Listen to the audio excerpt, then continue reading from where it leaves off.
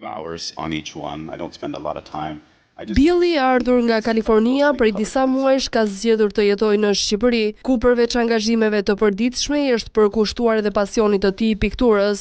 I've only been doing it for about a year or so. Mund të ketë rreth një vit që e bëj këtë. Unë kam qenë artist gjatë gjithë jetës time, por nuk e kisha menduar se nëse i postoj vizatimet e mia në Instagram, njerëzit do të kërkonin për të vizatuar. Një pjesë të madhe të tyre i kam takuar së fundmi dhe i kam vizatuar. I bën njerëzit të lumtur. Me dëshirën për të blerë një shtëpi pranë Bregdetit shqiptar, Billy rrëfen se frymëzimi për të jetuar në vendin ton lindi natyrshëm.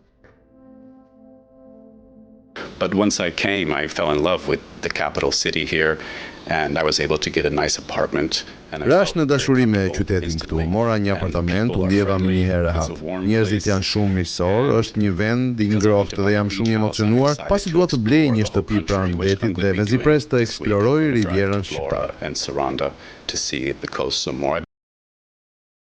A i thot se është surprizuar nga mikpritja dhe fakti që shumë shqiptarë flasin anglisht duke e bërë qëndrimin e tij më të lehtë. The quality of restaurants, how safe it is, how warm the people are. Kualiteti i restoranteve, sa i sigurt është, sa mirëpritës janë njerëzit. Çdo person është miqësor, plus çdo i ri flet anglisht. Ky është një plus shumë i madh për mua. Kam qenë i mahnitur se sa shumë njerëz flasin anglishten këtu. Mund të shkoj në çdo dyqan dhe patjetër dikush do të flasë anglisht. Someone speaks English there usually.